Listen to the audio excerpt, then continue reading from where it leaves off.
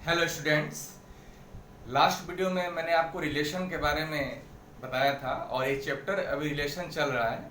मैंने बोला था कि रिलेशन चैप्टर आपका क्लास 11th और 12th दोनों के लिए है, फॉर बोथ क्लास। और अभी लास्ट वीडियो में मैंने स्टार्ट किया था तो इंट्रोडक्शन दिया था रिलेशन के बारे में, जो आपने देखा ही होगा। अभी ये कंटिन्यू आगे चलेगा।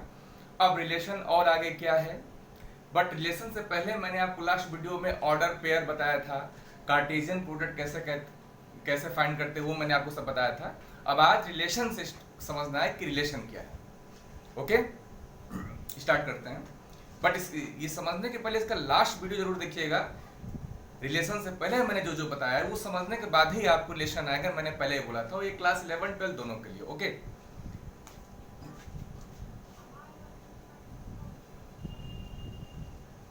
रिलेशन any subset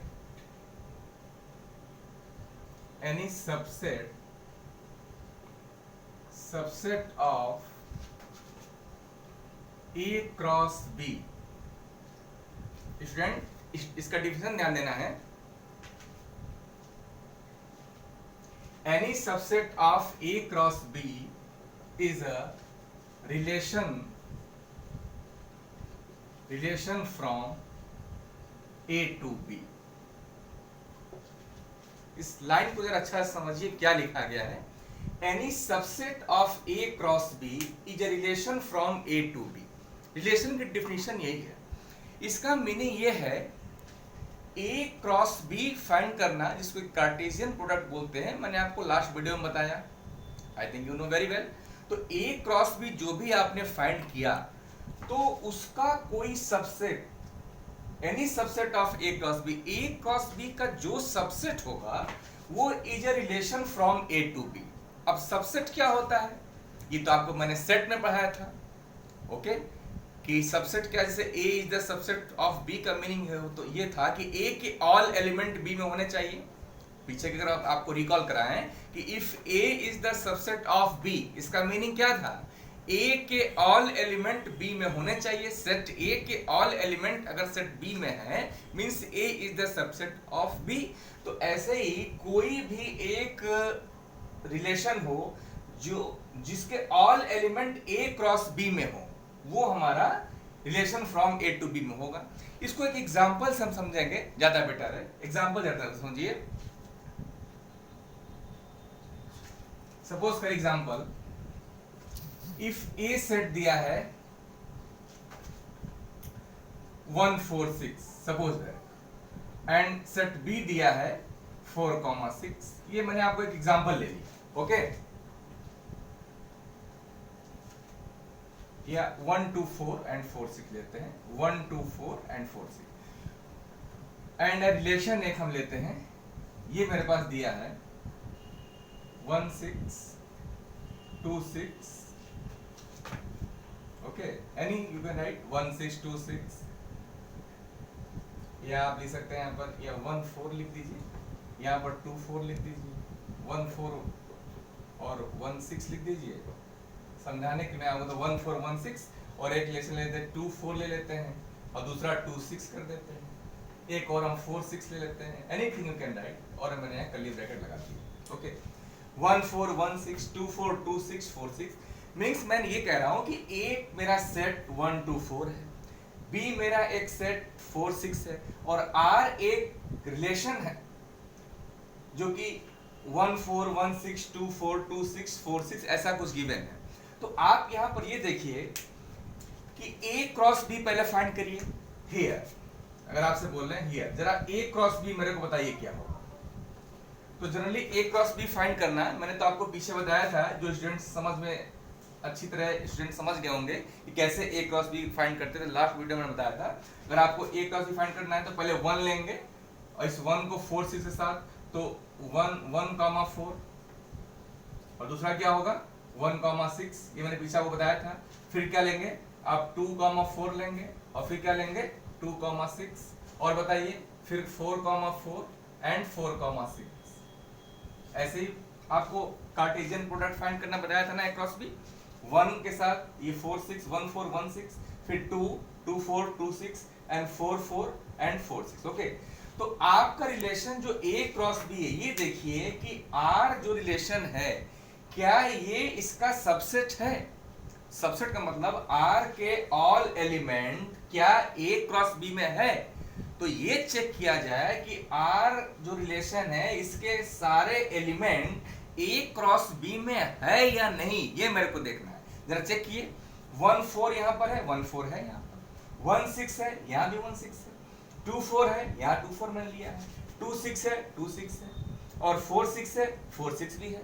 इसका मतलब आप बोल सकते हैं कि sir R is the subset of A cross B, क्योंकि सबसेट की डिफिनेशन तो मैंने आपको सेट में ही बताया था कि R अगर A क्रॉस B का सबसेट है, इसका मतलब ये हुआ कि R के all element A cross B में है कि नहीं, तो है।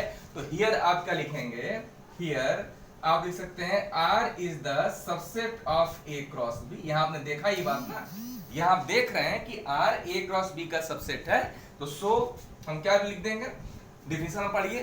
डिफिनेशन में आपने कहा है कि any subset of A cross B is a relation from A to B। तो मतलब R is the subset of A cross B, तो इसका मतलब है ना is relation from A to B, तो लिख देंगे सो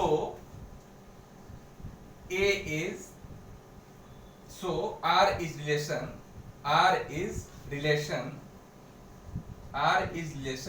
from A to B। माने यहां आपने क्या बताया कि ये जो मेरा R है उसका रिलेशन A से B की तरफ है, इसे लिखा जाता है R is a relation from A to B। Okay student, मेरी बात को समझ गए मैं क्या बोल रहा हूं? यहां एक ही बात समझना है, रिलेशन की डिफिनेशन है any subset of A cross B is a relation from A to B। तो सबसे पहले आप A क्रॉस B फाइंड करके एक जगह लिख लीजिए। अब जो रिलेशन दिया गया है, बहुत सिंपल बात भाई, A B दिया है तो A क्रॉस B फाइंड करिए, जो कि आप फाइंड करना अच्छी तरह जान गए पहले। A क्रॉस B जब आ गया तो अब आप ये देखिए कि जो मेरा रिलेशन R गिवन है क्या इसके ऑल एलिमेंट इसमें है। अगर इसके रिलेशन के और एलिमेंट A क्रॉस B में है तो आप बोल दीजिए कि R is a relation from A to B। अगर इसके ऑल एलिमेंट इसमें नहीं है तो हम क्या लिखते हैं, R is not relation from A to B। Okay, simple सी बात, नोट इट।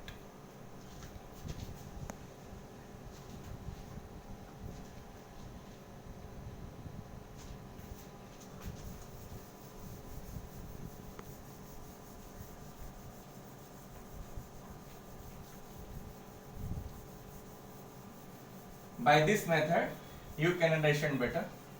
ओके, तो इसको आप अच्छा से समझ देखिए, जो भी चैप्टर चल रहा हर चीज आपको बढ़िया समझते रहना है, तभी आपको ओके हो पाएगा पूरा। इसमें एक शॉर्टकट में आप यहाँ की समझिए, यहाँ पर कैसे लिखते हैं, if A comma B belongs करता है R को, इसका मीनिंग समझिए। ओके, इसका मीनिंग ये है कि A B बिलोंग्स करता है R को, मतलब ये आपके एलिमेंट्स A और B है, ये बिलोंग्स करते हैं R को। इसका बिलोंग्स करने का मीनिंग क्या होता है, सबसे पहला चैप्टर मैंने सेट में बताया था कि A और B इस रिलेशन R में है। रिलेशन कोई R अगर गिवन है तो A और B ये एलिमेंट रिलेशन R में हो, तो इसको पढ़ते कैसे हैं कि इफ A B बिलोंग्स करता है R, then A is related to B, then A is related to B। इसको ऐसे हम बताते हैं, मतलब A B से रिलेटेड हो, एंड इसको सो ऐसे भी करते हैं A R B। स्टूडेंट ये सब सिंबल ध्यान दीजिए कि A B अगर ये दोनों, ये आपके टू कंपोनेंट्स बिलोंग्स करते हैं R को, बिलोंग्स करते हैं R का मतलब ये दोनों एलिमेंट R में है, देन बोलते क्या है, A is related to B, मतलब A B से रिलेटेड है, और उसको शॉर्ट करके कैसे लिखते हैं, A R B and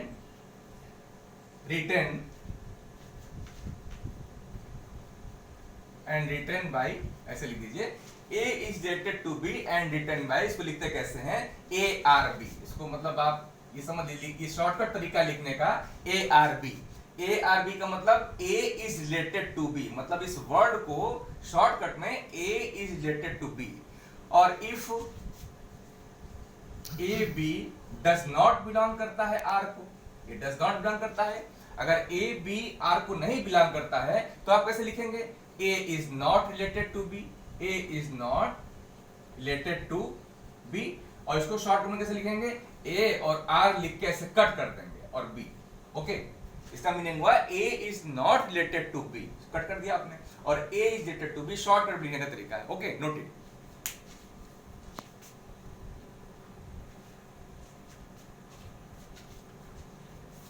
अब स्टूडेंट बहुत इंपॉर्टेंट बात आपको समझना है रिलेशन का, डोमेन, कोडोमेन एंड रेंज, ये वेरी इंपॉर्टेंट थिंग है। रिलेशन के सबसे इंपॉर्टेंट बात यहां समझना, और इसके क्वेश्चन भी आते हैं, domain, codomain and range. Domain क्या होता है, कोडोमेन क्या होता है, रेंज क्या होता है। Domain, codomain and range. Relation में यहां पर तीन बात आपको बहुत अच्छा समझना है, डोमेन, कोडोमेन एंड रेंज। तो स्टूडेंट ये बताने से पहले मैं आपको ये बताऊं कि आप रिलेशन आर फाइंड करना तो समझ गए कि मतलब रिलेशन कोई गिवन है और सबसे पहले ए और बी सेट गिवन होता है तो हम उसको Cartesian product A cross B find करते हैं, उसके बाद जो भी रिलेशन दिया होता है उस हिसाब से हम उसको वेरीफाई करते हैं। तो जरा समझ लिया जाए कि डोमेन, कोडोमेन एंड रेंज क्या है। Set of first component, set of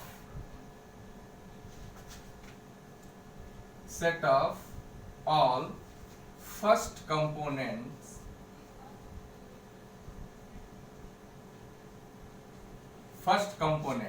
set of all first components, okay, जितने भी हमारे, तो यहां पर डोमेन आपको समझना है कि set of first components of all the order pair, ordered pair of R। Very simple बात। यह R जहां लिखते हैं, R का मतलब रिलेशन आपको समझना है, R मीन रिलेशन। तो set of first components of all the order pair of R, relation के जो भी आपका ऑर्डर पेयर है, ऑर्डर पेयर तो आपको पीछे बताया गया ना स्मॉल ब्रैकेट में 2, 4, 3, 6, जो भी सब ऑर्डर पेयर होते हैं, तो ऑर्डर पेयर के जो फर्स्ट कंपोनेंट्स होते हैं उसको हम डोमेन बोलते हैं। अब एग्जांपल से आपको और अच्छा क्लियर होगा। पहले डिफिनेशन समझ लीजिए, set of first components of all the order pair of R means relation is called domain, is called domain. ये आपने अभी समझा। अब ये फर्स्ट मैंने लिखा, अब सेकंड देखिए, कोडोमेन है और फिर रेंज है। ओके, तो पहले आपको मैं रेंज बताता हूं। रेंज में क्या है, जो सेट ऑफ फर्स्ट कंपोनेंट है तो यहां मैं लिख दूंगा कि set of second component, set of second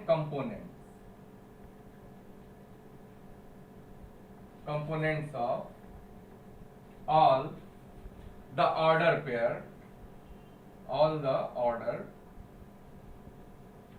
order pair of R is called code range, range। Student यहां पर आपने क्या डिफरेंस देखा, डोमेन तो मैंने आपको बताया, रेंज के लिए जो आपका फर्स्ट कंपोनेंट है केवल मैंने लिख दिया कि set of second components of all the order pair of R is called range. Okay, अब थर्ड है codomain.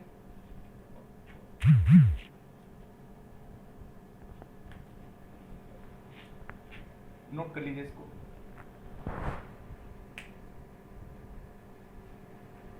Third codomain,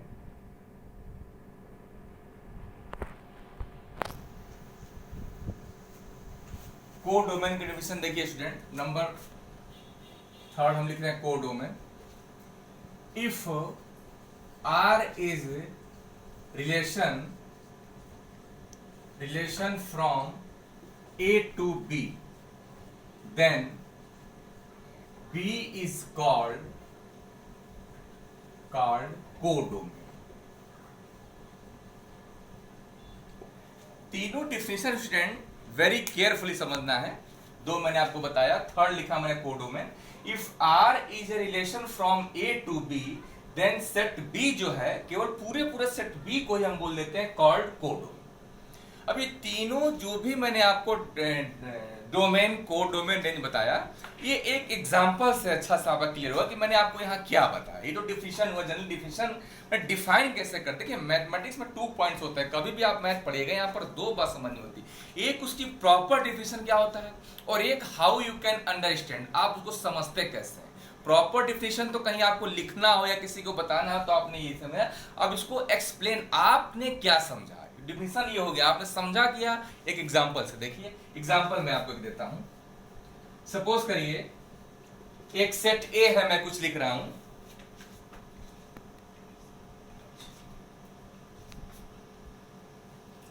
one two three 7, और एक सेट बी मैं लिख रहा हूं, मान लीजिए मैंने 4 6 लिख दिया, कोई भी एलिमेंट ले लिया यहां पर,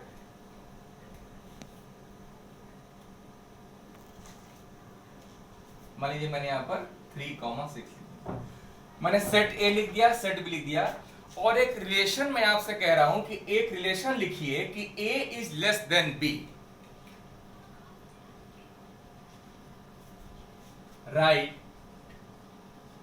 write the R where A is less than B। देखिए स्टूडेंट, बात को समझना है। सेट A गिवन है, सेट B गिवन है, राइट द R, जहां R लिखा है पूरे रिलेशन में, उस आपको रिलेशन पढ़ना है। शॉर्टकट में रिलेशन को हम लोग हर जगह R से यूज करते हैं कि write the relation where A is less than B। इसका मीनिंग है, अब स्टूडेंट यहाँ पर A और B क्या है, तो देखिए A और B जो कंपोनेंट्स ही होते हैं, इसके एलिमेंट्स ही होते हैं, उसको हम A B यहाँ बोल रहे हैं। तो जब भी रिलेशन की बात आए कि हमको कोई रिलेशन लिखना है, तो सबसे पहले हम Cartesian product A cross B find करेंगे। जब A क्रॉस B फाइंड करेंगे, उसी को हम यहाँ पर without A cross B find किया हम कोई रिलेशन नहीं फाइंड कर सकते। भाई वो तो आपको सेट A गिवन रहता है, सेट B गिवन रहता है, आपको write the relation where A is less than B। तो सबसे पहले सॉल्यूशन में आप यहाँ A क्रॉस B फाइंड करिए। आप यहाँ लिखिए सॉल्यूशन, ओके, तुरंत आप A क्रॉस B फाइंड करिए। तो A क्रॉस B फाइंड करना आपको लास्ट वीडियो में बताया गया अच्छा से। अगर A क्रॉस B फाइंड करना है तो ये 1 उठाएंगे, इन दोनों के साथ करेंगे, फिर 2 उठाएंगे, इन दोनों के साथ। आप पिछला वीडियो देखिएगा, मैंने 1 के साथ क्या लिखेंगे हम ब्रैकेट में 1,3, ओके, फिर ये 1,6, 1,3, 1,6, अगेन 2,3 एंड 2,6, अगेन 3,3 एंड 3,6, एक और बचा 7,3 एंड 7,6।